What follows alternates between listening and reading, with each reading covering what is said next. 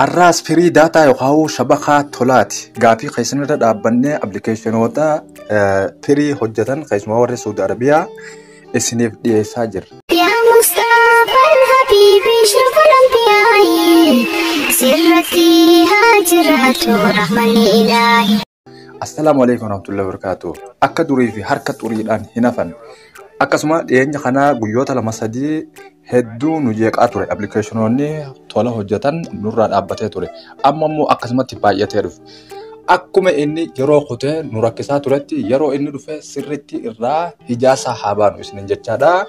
mee gara applicationni kun maal irratti akka hojjetu haa yaanu keessumaa warreen gaafii garagaraa dhiyeessaa turtan sawaa fi ammaasuu zeen irratti sawaa fi mobaayilii warreen jechaa turtan mee waliin ilaalla application kun akkamitti hojjeta. Magaalaan bittaa fi gurgurtaa nuti isin fayyannaa isiniif nu fayyada isiniin nu gargaarsa keessan social media garagaraatiin keessumaa warreen TikTok gurgurtan warreen maatii channel kana asirraan gaseentanii godhaa jirtan hundi keessanuu guddaa galatooma warreen ammoo hamma duroon dhufin mana gadaa orootuuf anaa dhufu isiniin jechaadha viidiyoota hunda asirraa argachuu dandeessu ammoo warreen gara Facebook Telegram wanneen garagaraatiin dhuftan hundi keessanuu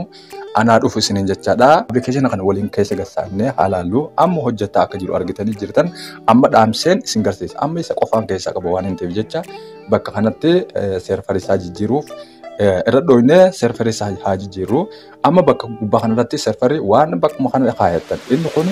waan hedduu process hedduu hin qabu waan ta'eef bakkuma xiyyitti dhaabbatu kana laallattanii bakka kanarra kaayachuu ni dandeessan erga asirra kaayannee immoo hanjala kanarratti gabbuune warreen mobaayilii yookaan warreen zeen asirra kaayatanii inni kun tarraa'ee asiin jira mobaayilii waan kanarra kaayatan isa ammoo kanarra khazeen tiyurra kaayatanii inni kun akkamitti akka hojjetu walumaa viidiyoo tana gabaabsinee yaa'uudhaaf irratti dhooyne halaal.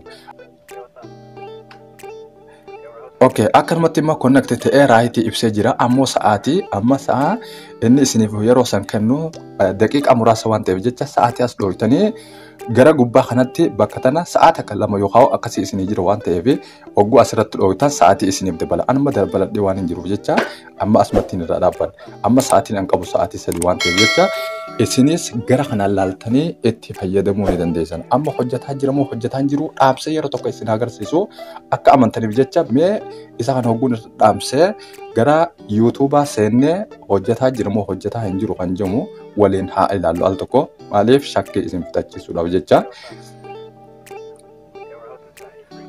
akkuma argaa jirtan numa maruu malee ulii hin hojjetu jechuudha kanaafuu mee itti deebinee qabsifni halaallu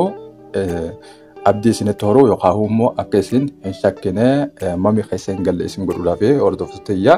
itti deebi'ee ammaan tana stop godheen bana hogguun banee raayitii sannaaf fidetti amma raayitii naaf fidee jira hojjetaa jira mee bakka reefu isinitti deebinee ammaan tana waliin dhooyne halaallu amma gartanii jirtanii chaanaala kiyyaa guututti fidee jira. Viidiyoo tana yoo nifirra dhooyne ilaalle akkasuma ni hojjetamoo hin hojjetu ni hojjetu akka inni hojjetu hojjetanii jirtan. Kanaaf hordoftoonni kabajamoo viidiyoo biraatiin hamma walitti deebinuu viidiyoo tana waliif sheer godhaa irraa fayyadaman afirraa kiyyaa nagayaan naaf tura. Yaa Rabbi barbamaa ta'ee dhugumaani yaa qafaaruun isaan ta'in daangaadhaani guyyaa namuu ja'uu baatiyyumaani gaafasumaa namaan godhu firummaani dhatumaan nuu kanni nu galcheen dhabaani nu godhi kan irraan banne haatimaani.